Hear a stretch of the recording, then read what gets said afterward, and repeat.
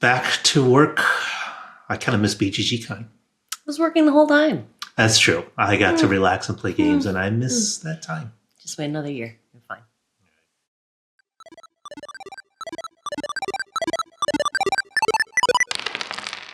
Hey, everybody. Welcome to the Glowing Analog podcast, I guess. I was going to say quiz show, but that's because we just got back from BGG.CON where we hosted a quiz show, so I was in the quiz show mindset. But welcome to our podcast. It's just me and Shoe today. Hi, Shoe. Hello. How's it going? So we don't have a script today because Shoe said we should free ball it. And I was like, I don't think that's the term, but here we are free balling it today. So I did say free balling. I don't know why. Yeah, he likes to free ball, everybody.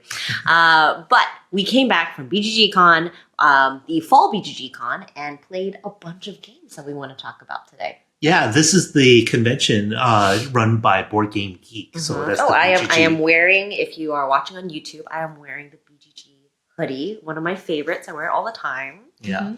So, we like to go to the fall one. They also have a spring one, a cruise one.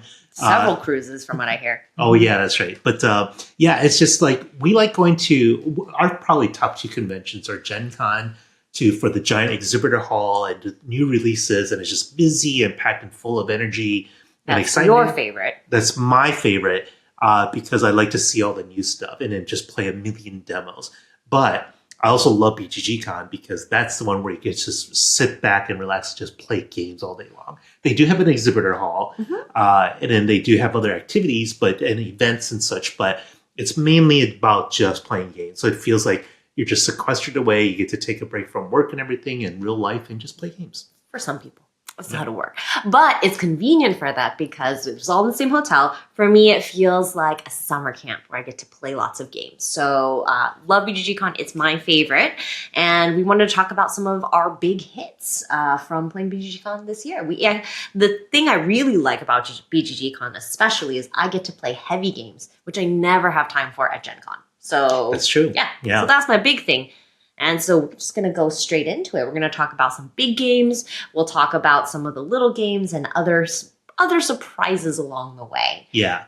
There's like 5 games in particular we wanted to highlight for this show, for this episode. So let's get to it.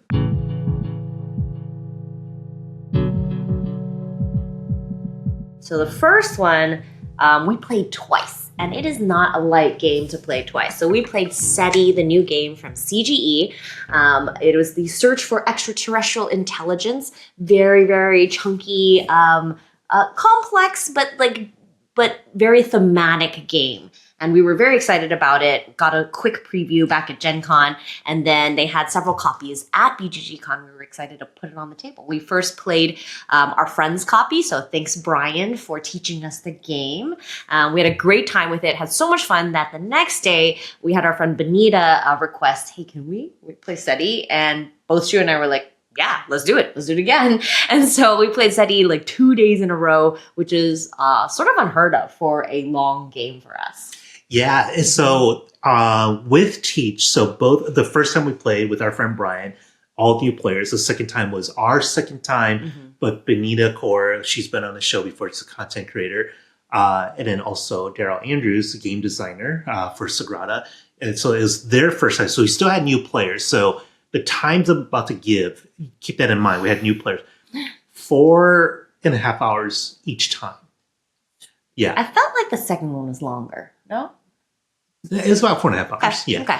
So that's a long time. And I naturally with any game, it's like any heavy game, it's going to go faster as people become more familiar with it. But there's just a lot going on. But it didn't feel like a long 4 hours, I think. No, you're pretty much always doing something. I think with some of the bigger turns, though, with a lot of combinations happening, then there is a bit of downtime on your off turn. So we did discuss that I think the ideal number of players would probably be 3 players for this game. Agreed. We played at 4 both times, and it plays that way. You just have a little bit more downtime in between. And then with 2, we haven't tried it at 2, but we've heard that you don't cycle through some things quite as quickly. Yeah. So overall, how do we play this game, Shoe? So the idea is we're scientists and we're looking for extraterrestrial intelligence. So kind of like, if you've ever seen this is an old reference, but the movie Contact, It's a good movie. We're all Jodie Fosters looking for life out there. So there's ways you can scan from Earth, that you're scanning into deep space. You can send probes out, and then you can launch these probes to other planets to either orbit other planets or to land on those planets to collect further samples and data and such. And ultimately, as a group, it's not a cooperative game, but as a group, if we discover enough clues to an alien species, there are always 2 that are hidden, and then you draw randomly. It comes with 5 in the box. I hope they make expansions with more of this, because this is one of the coolest things about this game. There are 2 hidden aliens that you don't reveal until you've gathered enough data collectively. But it is a competitive game. And once you do, you flip over the board. This is Alien 1, for example. And then you will break out a bag full of other components, like other pieces, new cards. Very different aliens each time. Perhaps new cardboard pieces that will change the way we play. I don't want to talk too much about them because it's spoilery, because it's best played if you're like, I don't know what to expect. But what's really cool is it opens up new avenues for scoring. They may introduce small gameplay elements. It doesn't change the game radically. It's just like, oh, now here's something new to think about and new things to do in the game. What I love about the system is that you're playing maybe half of the game and you kind of learn it. You're like, okay, this is what the foundation and the kind of core of the game is. And then here's a new thing, but they don't give that to you right off the start, right? So which would slow things down and kind of add a lot of information to have to absorb. So I love that partway through, just kind of a twist that happens, and then new things happen, but you've caught that at a time when you've already got the base game down, right? So it's really neat just to kind of expand the game in the middle of the game. And then thematically, I think what you're doing makes a lot of sense if you're teaching it well, which Shoe had a fantastic teach also for our second game. Was complimented heavily by our players, but the theme really helps explain what you're doing. And then when you discover some signs of life, you're like, oh my gosh, we discovered this alien that we won't talk about, but it models what would happen if we did actually discover extraterrestrial life. Then all of the future research we're doing is heavily weighted toward things you would do to find out more about the aliens. And that sort of is a shift in the sort of tempo of the game at the later half too. So I really like that part. Yeah, it does extend the game, of course, at that point, because now there's more stuff to think about. So that's part of what kind of slows it down a little bit, but it's so cool. It's worth experiencing for sure. But otherwise, what you're doing a lot, like I said, you're launching probes into space. You're trying to manage, like, okay, you have to pay for stuff with resources. Nothing in science is free. So, like, can you collect money? And what was the other resource? I forgot. Energy to be able to launch probes or to land them on planets and such. Yeah, all the different planets on our solar system are available, or you could even find the technology to land on their moons. And then they're all different ways of getting points. There's tons of ways to get points. So you can upgrade your technology, which is one of those things too, which is very cool. One of the main ways to do that, and there's definitely card play, so you can pay for cards that will do certain things, but there's a separate publicity track, which also seems very thematic. As you're discovering things, you're getting better publicity, where people will start funding you, and then you can upgrade your tech and then discover more things. So everything just really made sense to me. So there's kind of a small tech tree element of the game, small engine building, because there's some actions you could take, like I'm going to scan, but the scan becomes more powerful the more technology gets. So like, for example, initially a scan might just be whatever part of the solar system Earth is in, that sector Earth is in at the moment. But later you might be able to scan where Mercury is, or scan a wider range, or do other things on top of this, right? So there's a lot of ways to kind of make your existing actions more powerful, which is really cool part of the game. But I think I like this part of the game, and then I think it slows it down for sure, but I like this part of the game. I think it got some mixed reviews from some of our other friends. The main board is also made up of 3 sections that will rotate at different speeds, similar to the real solar system, right? Inner planets are going to spin faster than the outer rings and such. So there's times in the game where some things you could do, either you might purposely choose this, or just as a factor of like cashing in your publicity. The measure of time is we might initially first shift the inner ring, and then you might shift the middle ring, which also includes the inside ring, and then the outside ring, which includes all 3 rings. So what that doesn't affect, it's realistic. I think it's cool. You have to plan for it, but your probes there's a lot of times where you're like, I'm sending a probe to Saturn, and after a few other players' turns, you're like, I guess I'm going to Jupiter instead. So sometimes that's fine, where you could kind of shift your plans in midway through the trip. But sometimes you're like, that really messed me up because you had a specific objective, say, on Jupiter or whatever. So some people are not going to like that. It definitely will mess with your plans. But then as you kind of get good at this game, I don't want to say good, but you just got to get used to this is a part of the game that you're going to have to plan around the planet shifting over time. Again, it's very thematic, similar to real life. It's like you don't shoot a straight shot to a planet. You're planning for where the planet will be after a certain amount of time. It's just a little bit more unpredictable than actual science because you don't know what other players are going to do. Actually more predictable, but I think.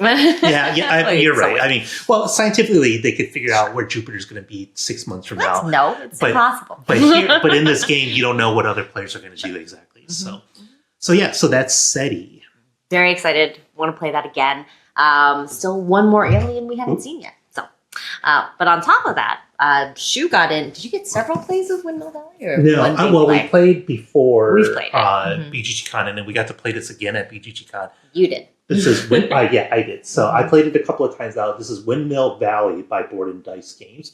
We did, and our friend Nam showed us this game. Wait, did Albert show it or Nam? One of our friends. They're probably not listening, so we'll just say whomever. Yeah, our friends don't listen anyway. Rude. Yeah. So they showed it to us. We bought our own copy. Board and Dice ended up sending us a copy just for full disclosure. But this idea of this game is you're planting tulips. You're planting tulip farms and develop an economy around this. The main thing in this game is there's this 2 action wheels. One that has 6 spaces, one that has 5 spaces, so they'll spin at different rates. But each turn, you have to advance the wheel a certain number of stops, and then whichever 2 things, the pie wedges that kind of meet up, those are your actions that you could choose from. So you have one from the left wheel, one from the right wheel that you could choose from. And then later, you can upgrade these spaces to make them more powerful. You can even make it in a way where you could take both actions on both wheels. And you customize the wheels. So after a while, everyone's going to be playing with their own action system. It's pretty neat. Yeah. So like maybe, for example, I want to set it up so I could plant more tulips, right? Ultimately, you want to plant tulips. Maybe you want to set it up so you could gather more seeds, I guess. Mm-hmm. In order to plant the right colored bulbs. Or do you want to put windmills out onto the map, which will give you access to other resources? Or do you want to create a more powerful engine and be able to upgrade your wheel even faster? And then you could hire helpers that could modify actions. You could collect contracts that could affect your endgame scoring. There's a lot of things to do, but it's not that super heavy. Like we were actually surprised. We're like, oh, this isn't a terribly long game. Like you could play it in about 2 hours, even on your first time playing it. Mm-hmm. It's not too heavy. It wasn't too thinking. Even our friend, another content creator, Grant Lyon, go check his stuff out. He doesn't want to play games that are generally like 3-4 hours long. Like there's no way he's going to play SETI with us, for example. But this one he liked because the turns are so snappy. Like when it's your turn, even though your whatever actions meet up will determine what you can do. You could plan ahead. You can kind of figure it out. And then you could decide, again, like if you want to turn your wheel more, you could plan for it. So generally when your turn comes, you're like, I'm ready to go. So the game moves along really quickly. And then ultimately you're taking all these different seeds and planting rows of tulips. And then depending on how you lay these out on your board, you'll create different scoring engines. Like it might reward you for different colors per column, same colors per row. Whatever windmills you put out will unlock additional scoring. And then, again, the contracts that I mentioned earlier will affect scoring. So there's all these different things that feel really rewarding. But the main appeal here is that the double wheel, because it's just so cool to be able to, I turn it, now the 2 actions are now meeting, and then which of those 2 do I want? We can upgrade all those. And there's so many upgrades in this game. So it just becomes like you start to build your own engine out of your action. I love a rondel. Like if it's a rondel, like I think our friend James Hudson mentioned too, if there's a circle, he wants to play it. And it's true. It's sort of like that for me too. Yeah. It's a neat game. So again, it's a deeper strategy game, but that doesn't take too long to play. Yeah, it's really, I probably overused in a lot of board game podcasts, but very elegantly designed, I thought. Yeah. Whatever that means. Yeah. It's just fast. It's just a very fast paced game. it's intuitive. Yeah, because like especially like the last board and dice game that we played, Minos Bronze Age. That's a deeper, heavy, thinky game because you have to sit there. That's not going to be played in 2 hours, at least your first time. So we all like Windmill Valley just because it's like, hey, this is it's a Euro game. There's a lot going on, but it just moves so quickly, so fast. Just had a quick question on your second play. Was the water level actually used much? Yeah, so part of the first time we played it, there's this extra way that you can adjust the water levels according to like how quickly you want to move your wheels. And you can build up an engine sometimes to take advantage of the water levels, which I built up and then it didn't really change much. My first play, at least. So, I totally agree. Yeah. The first time we played it, I'm like, because the first thing I decide is like, do you open the floodgates more or less to raise the water level higher or lower? There's tulip irrigation people, right? Yeah, there's thematic reasons for it. Yeah. But I felt like, I don't know if this is a necessary part of the game. It didn't feel like a big deal. Our second play, people were constantly adjusting it because it controls how much of the two action wheels. Right. Like if you could, by default, or normally you would probably just move it one notch at a time. But you're like, I need to get to that action or I need to beat somebody to this thing. So I'm going to turn it 2. So there was a lot more. So maybe with 4 players. The first time we played it was with Nam and it was 3 players. Okay. So maybe the more players, the more effect that has. Yeah. And then whatever level the floodgate level that you set it at affects the next player. So they might have to adjust it. They don't want what you set it at. So a little bit more, it's not the main part of the game by any means, but it's just something that helps you kind of get to the action on your wheels a little bit. I keep doing this, like little weird twisty motions. Why are you honking? Yeah. But yeah, it is a really lovely game. Yeah. So we love Windmill Valley. Very pretty too. And of course, you can get it deluxeified a little, which... Yeah, we ordered with our friend. We're waiting for our deluxe pieces so you get like nicer flowered pieces. We also packed with us a few bottles of Magic Mind in our luggage to take with us to the show. In case you haven't heard of them, Magic Mind mental performance shots are supplemental drinks that boost your energy and cognition with superfood ingredients. So during the show, we're planning for board gaming for 12 to 15 hours straight. Literally, we could be 15-hour days of just straight board gaming, several days in a row. Normally, I'd hit a wall in the evening, even the late afternoon. You're just like learning new games. As we said, we played a lot of heavy games. So I'm like, is the normal case, but I noticed because we took enough Magic Mind to cover us for every day. It kept me thinking clearly without the caffeine jitters. So, and it's all like natural. It's like a lot of natural. Yeah, it feels sort of healthy drinking it. So it's just all immunity ingredients in there too. So it's also like help keep away the con. Neither of us got sick either. I don't know. By the last day, I was like a little like, okay, I've been running ragged. I definitely didn't get enough sleep overall. But it's like it has. It's really good because, man, I'm going into some of those bathrooms at these cons and not everyone's washing their hands. And all these people are touching the same board games and touching the same pieces. So I'm also thankful for the immunity boosting stuff in Magic Mind. Like we said, we played SETI 2 days in a row and that took like 4.5 hours each game.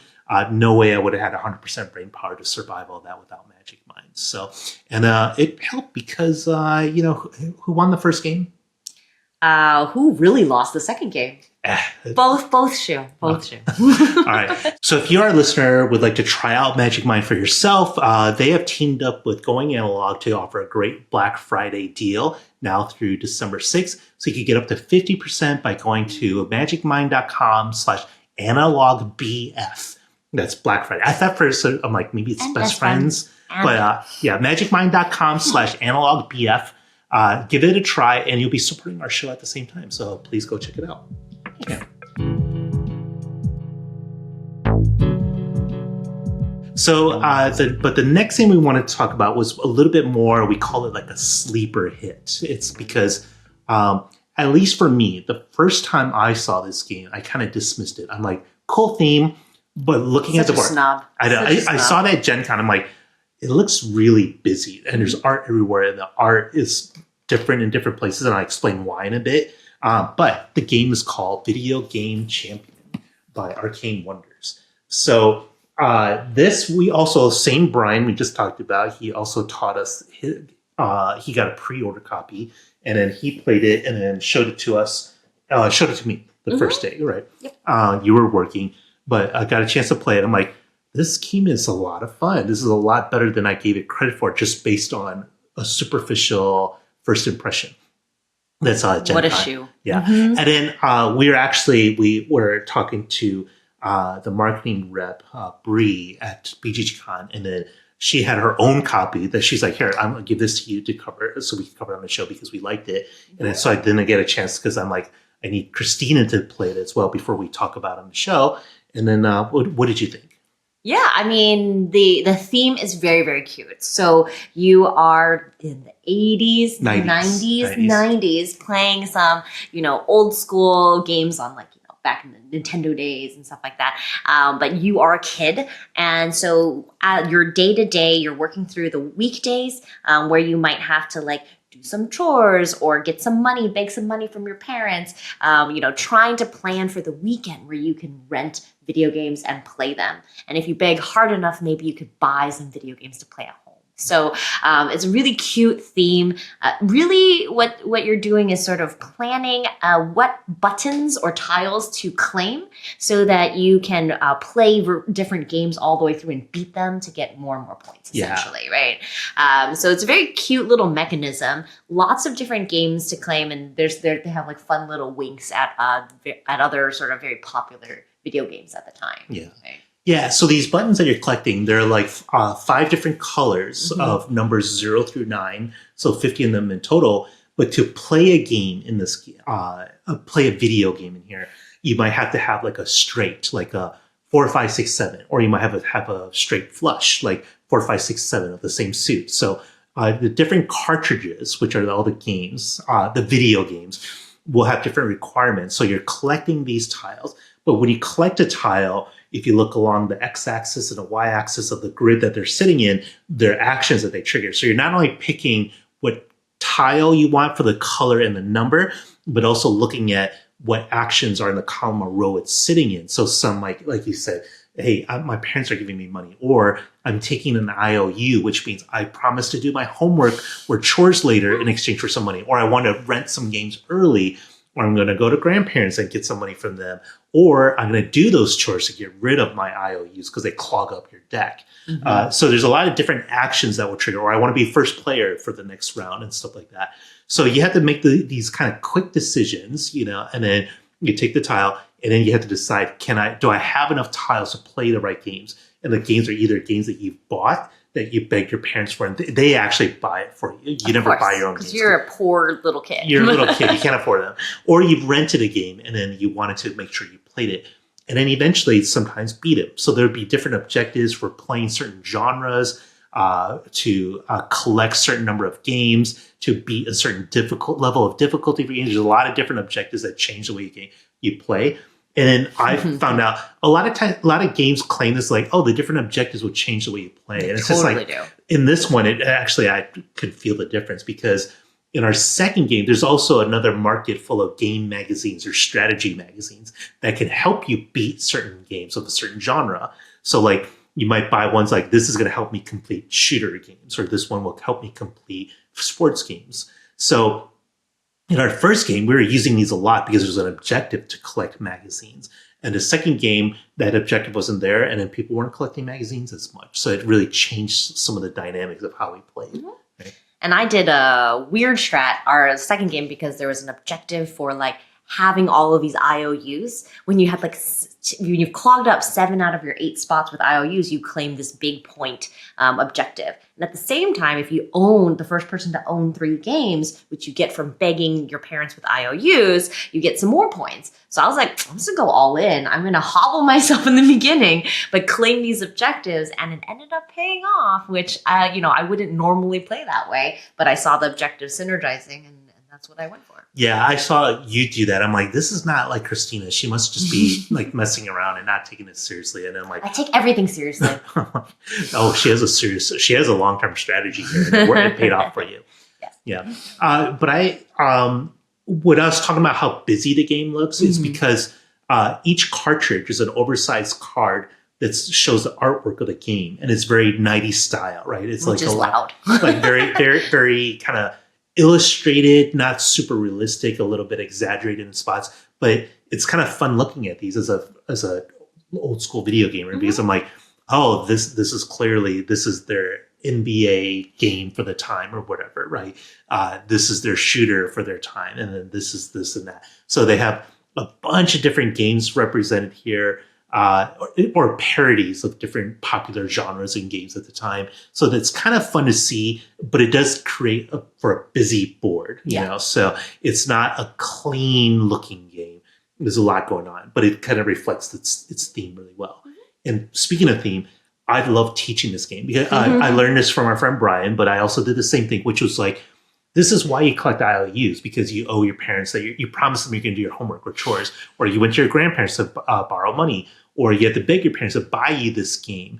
And then there's things like, hey, you can't rent the same game at the same time. If I get to the store and rent the game before you, even if I don't play it because I kept it from you, it's not in the store anymore. It's at my home. So you can't play it until I return the game to the store. There's things like that. The magazines that help you beat certain games. All of that just seems to fit really well. I just had a lot of fun teaching it, like more than most games, because every action you do felt like there's a real world equivalent that we kind of grew up with and that we could relate to. Like people grew up playing video games in the 80s and 90s. So really like that. There's even an aspect where you put crystals on new games. There's these colored crystals. You collect them to put in your password notebook. But the whole point of it is like, hey, when someone plays a game in the rental store, it's no longer new, right? Or when you buy a game, it is new until you play it. So there's another thematic explanation for how the crystals work in this game. So it was just brought me a lot of joy, especially because I'm an old school gamer. And then, I've played games, but I was never a type to be really excited to rent games. We had some systems and played, but the gameplay itself was very fun. So I think it was like a really nice mid-weight game, lots of comboing, and it was satisfying when you figured out, if I take this particular tile, I can do this turn and like activate this as long as nobody takes this other bonus tile, and you had all these plans in your head that you could try to fulfill. So yeah, I enjoyed playing the game too, and I am the video game champion. So there we go. I guess I've never won this game, so I can't say I'm a video game champion. Second place in my first game. Okay. So we have a couple of other games that we've actually played a lot of in the last few days, including during BGG.CON. The first one, this is the game I think we played the most. I don't know if it's the same for you, but this is Pixies from Pandasaurus Games. You can see, if you're watching this on YouTube, it's a tiny box. I really appreciate that, like what they did with sea salt and paper, that they're okay keeping a small box, because a lot of companies want the larger shelf space for retail presence. So this is just, the box is just the size of the deck. It's no bigger than that. So it's really convenient, very portable. This is the game I played the most at BGG.CON because it's a new game. It was fun to show off to people. It's a fun game. It's also very fast to play. So there's a lot of times where like, hey, we have 30 minutes before dinner, or we're waiting for Christina. Christina's going to be done with work and she's going to join us. Let's play something quick. There's all these little times where you need a quick filler game. And this was like the ideal weight, the ideal size, and it's fun. And the art itself was a very big topic of discussion. Yes, everybody always talks about it. I like it. It's very cute, but also creepy, which is a vibe I like. So, okay. Can you explain to people? Yeah, so the art is really, really neat. It's there's this one artist who like rambles. He walks around in the woods and he collects tiny little things like acorns or like random like pieces of fluff and stuff. And then he'll take them and make a little character out of them and then photograph them outside. And so that's literally all these, the art from every card is actually from this man's ramblings as he goes around and takes pictures of it. Rambling? I mean, I don't know. Like you can ramble through the woods. Yeah. Okay. Anyway. Just sounds like he's out there muttering to himself and talking you can take a ramble through the woods. So that's what I'm picturing when he's making all this art. And some of them are adorable and some of them are like, what the heck is this? That's pretty creepy, but in a cool way. So the art's fascinating. People love looking at it. It is a little polarizing. Some people really did not like the art and some people are like, ooh, I really like this. Yeah. So, and the designer is Johannes Goopy, who made one of our more recent card favorites, also Far Away, also from Pandasaurus. And I think from what I can see from these two games, he really likes very quirky card gameplay. And so also in Pixies, you have some very interesting decisions to make. It's really just a card drafting game. And as you draft cards, they have numbers on them. You need to place them into your 3x3 grid into their appropriate slot. So 1, 2, 3 on the top row, Mm-hmm. 4, 5, 6 second row, Mm-hmm. 7, 8, 9 on the third row. But it's balanced really interestingly. So if you have a very high number card, you know, it tends to have negative points associated with it. But if you manage to validate it, which means you play a second card in the same spot, you flip the other one, then the one that on top now also scores its place value. So the card that was in the 8 slot will now be worth positive 8 points if you manage to validate it. But this game plays so quickly, you may have negative 5 points sitting there and never validate it. So that's one aspect of scoring. The smaller card numbers tend to have more positive points associated with it. So do I balance this by getting positive points or bank on being able to validate cards later? And then there's also color comboing. So if you have big adjacencies of the same color, you're going to score more points in subsequent rounds also. So a lot of choices to make in how you draft. The last player always gets the crap card at the end, but in the next round, you get to draft first. So really interesting little ways to balance the game. And I really enjoyed my plays of it. Yeah, super easy to teach. Like you and I both have taught this game to various people. And then, like, again, people love looking at the art because they're like, what is this? Sometimes they look like Groot from Guardians of the Galaxy. A lot of Groot influence. Yeah, because it's like a witted creature of some sort, but tiny, big eyes, kind of like baby Groot. But the gameplay is like really simple. And then sometimes we didn't have enough time to play a full 3 rounds. Mm-hmm. So we just played 1 round and it still felt like, okay, that was a very quick game, like 10 minutes to play. But you didn't feel dissatisfied, like you didn't get enough game out of it. So I'm like, this is even good as a 1 round game if you only have 10 minutes to play. But yeah, this was the number 1 game I played at BGG. Probably my new purse game for this next few months. Yeah, so yeah, kind of like what Sea Salt and Paper was in terms of like, this is a quick, easy to understand, easy to teach game that you could just take with you everywhere. So and the art's always a conversation piece. So, yeah. Cool. That's Pixies. Then finally, for a quick game that we've been playing a lot of that's easy to show, another one in that category is Castle Combo. This is also by Panasaurus. Both of these games provided to us by Panasaurus for full disclosure. This one we played at BGG.CON. We got it right before BGG.CON, and then we also played it then. So we got in a few plays of this in the last few weeks because, again, super easy to play. It's a bigger box than what we were just showing you for Pixies. But yeah, so the idea here, do you want to talk about what the setup is? You have 2 lines of possible people that you're adding to your cards, basically cards. So you've got like silver cards, you have gold cards, and on your turn, you are going to purchase one of these cards, usually, to place into your tableau. Also building out a 3x3 grid. So as you place them, you may get some game endpoints that depend on having the right, colored crests that they're comboing adjacent to each other. They might give you more money. You're trying to work out what kind of combo your tableau is going to score for you. And so you balance this with a couple things. Like definitely you have to balance, like, do I have some income so I can buy things? And they also have these keys that allow you to sort of move to the other row to select a card or to wipe. And that can be sometimes very important if you're building up a certain combo and the cards are just not quite there for you and you need to go and manipulate a little bit. So there's some agency, obviously some randomness depending on how the cards come out, but there's a lot of fun ways that you can like, ooh, I think I can make this work, and it's very satisfying when you can get that combo working. Yeah, there's this interesting thing in terms of the drafting where the 2 rows, there's silver cards and then gold cards are different rows, and there's a little wooden piece that sits in one of those 2 rows. That's a messenger. You can only draft for the messenger role. So you don't have your choice of 6 cards. Yeah. You only have your choice of 3 cards, but you could pay a key to move that messenger. Which is a point. Or you could pay a key to wipe the row that you're on and find new cards. So, but yeah, you've seen games similar to this of like, this one will score based on how many of this color are next to it. Like there are a lot of games like, so nothing in it is like terribly revolutionary, but it's such a simple, fast, easy to grok game that it was like a lot of fun to play. Like we should, like our friends all over, they're like, this is a lot of fun. And it's just like so fast. It plays a lot faster than some other games of this type of like making sure certain cards are next to each other. There's a lot of different ways to score. There's like, for example, your money is worthless at the end of the game unless you have cards that have pouches that hold that money. Then they become worth points. Sometimes you're like, I want more silver cards, or I want a lot of green cards in a row or column.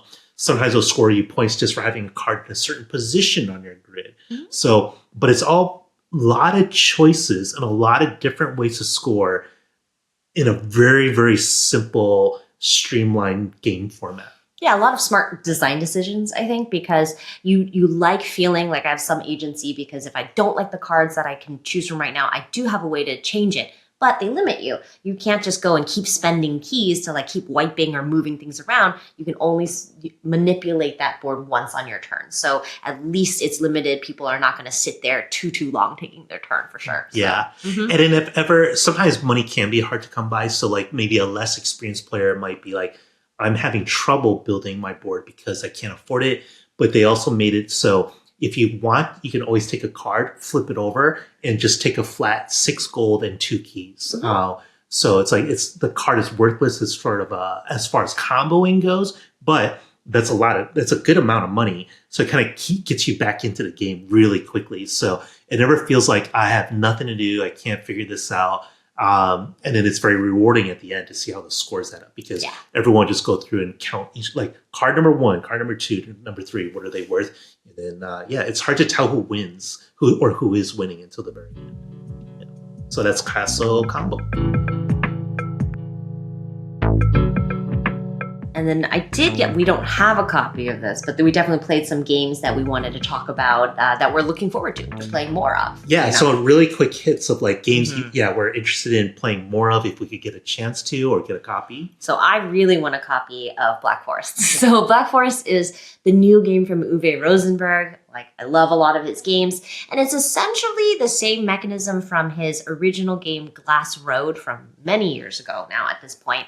And we played Glass Road. We owned it at one point. And I think we ended up selling it because it was fun. It had this really interesting sort of rondel of materials that would keep track of how many materials you have. And then you could make glass if you put together the right materials. And so it was very clever with this sort of like rondel sort of system that would keep track of your resources and upgrades and things like that.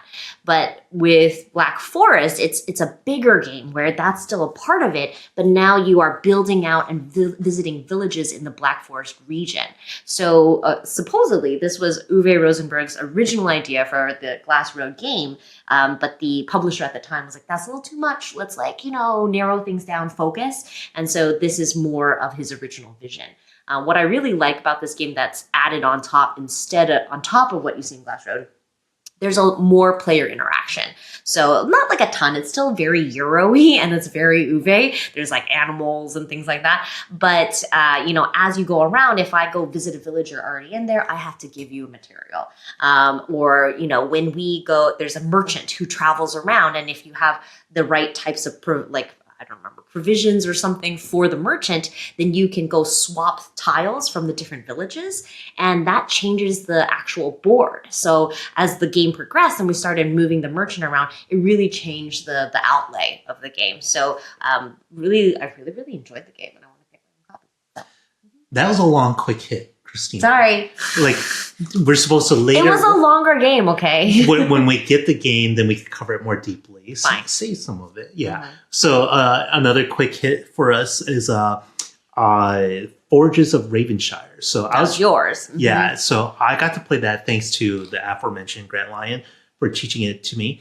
I was excited to play this because it has 2 things that I love in games: dice placement and then engine building. And so the basic idea is you're forging materials, you're collecting materials to forge them into better things. So the quick version is when you roll 3 dice, you'll place them into the city. So this has a little bit of Raiders of the North Sea to it, if you remember that game.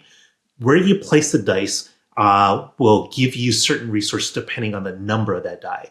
Then you take another die from the board, and then you will also trigger that space and collect a number of resources. That's sort of phase 1, generally speaking.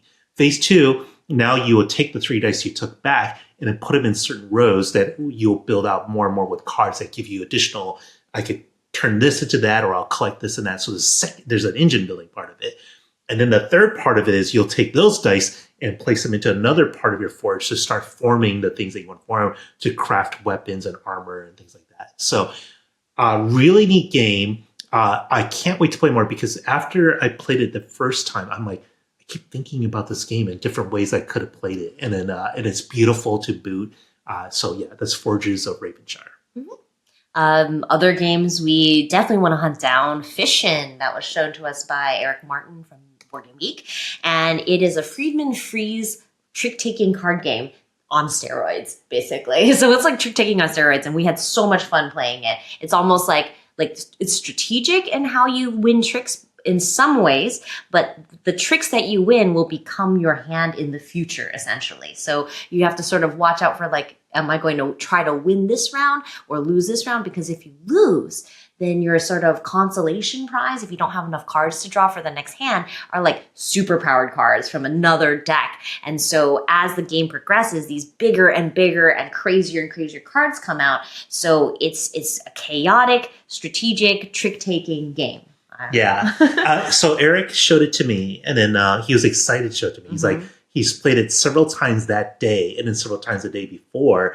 And he still was super enthusiastic about showing it to people. And then after I played it, then our friend Tom, who loves trick-taking games and buys almost every one he can get his hands on, whether he knows anything about it or not. And then you were free, and I went to Eric. I'm like, hey, do you want to play fishing again? And then he's like, yeah, I'd love to. I actually asked him, can I borrow it for a few minutes to show them? And he's like, I'll show it to you. He wants to play. He was happy to play and show it off. He wanted to dominate, but it's fine. Yeah. So it's like trick-taking meets deck building, and it's a really neat game. Like I can't the little twists on it were like very, very fun and clever and just fun. Yeah. Like, yeah, another F word for a Friedman Freeze game. So, yeah. Yes. Okay, and then we have Wine Cellar. So the designer was actually there. Andrew, we met him. Andrew Stiles. This is his first game. It's not quite out yet, but then it was on Kickstarter. Every time it came up during the show, like other content creators that have played it, it's like, oh, it's a really fun game, and it could play up to 8 players like in 20 minutes. And then but it's not a party game. And I'm like, finally, our friend James reached. It's like, hey, can we play your game? And so he brought it over, brought over his early prototype, or not? It's a late prototype. It's like it looks like a final game.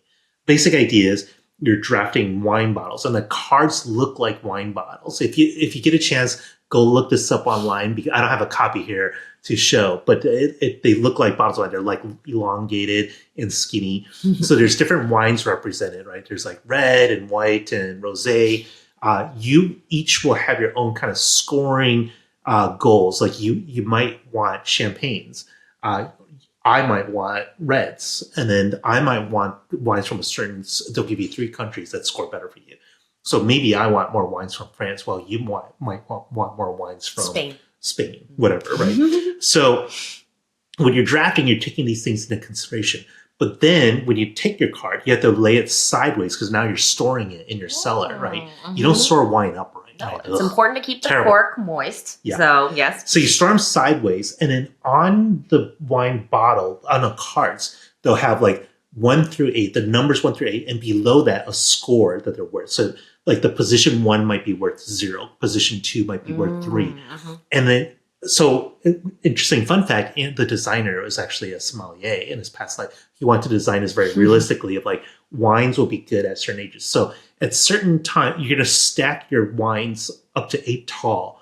And then so whatever your wine in position 1 will score that number in 1. So you also have to position it in a neat way. So it was a fun game. I can't wait to try more of it. And one more quick hit. I'm very excited. Oh, we didn't bring it. We have a copy of Everbloom. We have the box, but I forgot to bring it. It's beautiful. We'll talk more about it later in more detail. But we're excited. We got a copy of it. We played it on TTS Tabletop Simulator a while ago with the designer, and we had a lot of fun with it. Really fun area control game, really. And now that we have the real prototype, I can't wait to play it. The real retail. The real retail copy. Yeah. So if you want to learn more about Everbloom, we did a podcast with the designer, Ian Moss, maybe half a year ago or so. Just we did look back. Yeah. We'll link it in our show notes. Yeah, but it's from Nirvana. It's a new publishing company. But yeah, they had copies at BGG.CON, so we got our copy. And I saw another table breaking it out. I'm like, oh man, because we've only seen it through Tabletop Simulator, like a virtual simulation of it. And in real life, I'm like, ooh, the colors really pop, and it's like beautiful. It's a really good looking game. So yeah, that's Everbloom.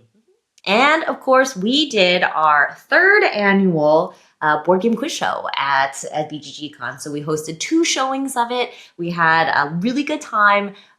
Basically torturing people with trivia, with board game trivia. And so we had a great turnout. We love making these quizzes. We had, we will at some point put it up onto our blog, right? But we had like a whole poetry round full of limericks, a music round, and a special movie round that Shoe made this year. So a good time was had, and we had, thanks to Lucky Duck for providing prizes for us through BoardGameGeek. Yeah, that was one where Scott Alden, the owner of BoardGameGeek, sent to us afterwards, like, because he went to last year's and this year's. He didn't go to our first year's. He couldn't make it, but he's like, he enjoyed it a lot, and he's like, we should just do this, make this a yearly thing. He's like, just automatically, you heard it here. We're gonna have the board game quiz show at BGG.CON until otherwise noted. And I'm like, well, that's gonna be an awkward conversation if you decide. I'm talking to Scott. I'm like, if you decide you no longer want us here, that's gonna be an awkward conversation, but. Yeah, so look forward to that at every BGG.CON, and then we'll put up the slides so you can play at home whenever I get around to it. So thanks so much for listening. Come to BGG.CON. We tend to go to the fall one pretty regularly. It's my favorite. And then thanks to Mike for editing this, and thanks to you for listening. Now you can stop listening and go play a game. Bye.